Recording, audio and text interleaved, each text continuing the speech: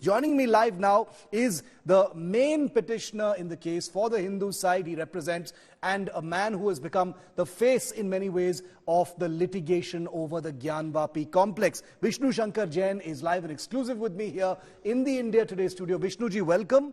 My first question to you, sir, is what do you make of Chief Minister Yogi's statement in this interview? See, I feel and I believe that the facts of Gyanvapi are very, very glaring.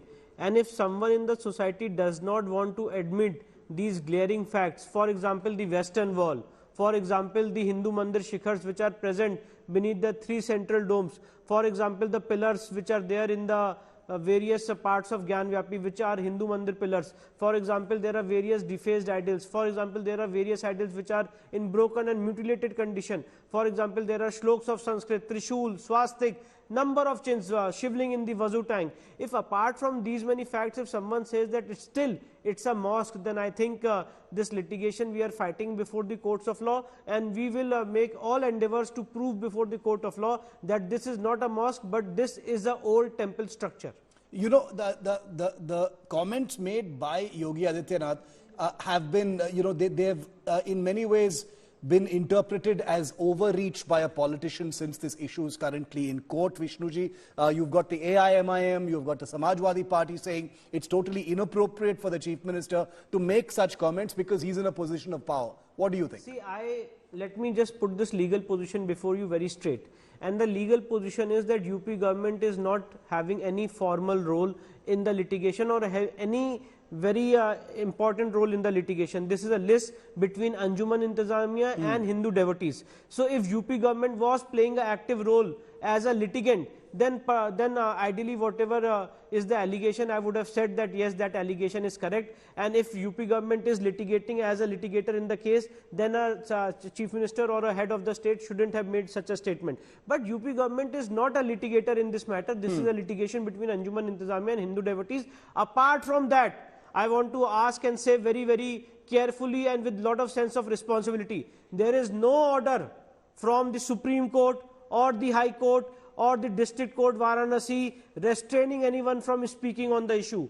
This issue is in the public domain. Everyone is seeing in the country the pictures which are being played by various television channels as well as your channels, and we are debating upon those pictures and we are forming an opinion. Can someone restrict anyone from forming an opinion? This Western Wall, if I am having a view that this Western Wall, or a Chief Minister of State is having a view that this Western Wall is a ruins of a Hindu temple, what's wrong in it? He can have his own view, but ultimately the law will take its own course and the matter will be settled before the court of law. And under section 89 of the CPC, as a politician and as a head of the state, every endeavor can be made to settle the matter before the final verdict. It happened in Ram Mandir case in 2010. It happened before the Supreme Court in 2019, where all the legislators had taken active part in settling the dispute.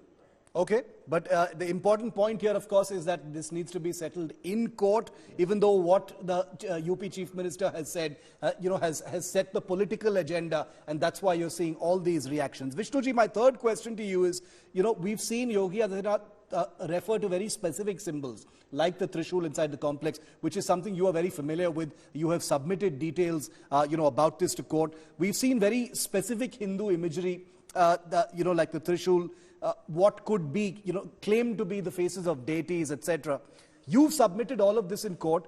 What can you tell us about these symbols? Because this is precisely what is under dispute right now and will be the subject of a survey. See, the most important evidence in the so-called structure which is called a Gyanvapi Mosque is the name itself. There is no name called Gyanvapi under any Islamic literature. Under any Islamic literature, point number one. Point number two, the second best piece of evidence is the Western Wall. Western Wall is not constructed by Aurangzeb. I am today saying on your channel with lot of sense of authority. And when the ASI survey will happen on the Western Wall, it will prove to hilt that this Western Wall is prior in time than 1669. Then the third most important piece of evidence is the three shikhars of Hindu Mandir, which are beneath the central dome, then beneath all three domes. Then apart from that, the pillars on which the so-called mosque is standing, that pillars are pillars of Hindu temple. The bells are there existing at the site in question. The trishul is there, swastik is there, defaced idols are there, mutilated idols are there, Sanskrit shloks are there, swastik chins are there, number of signs are there. Apart from that, shivling is there in the Vazu tank.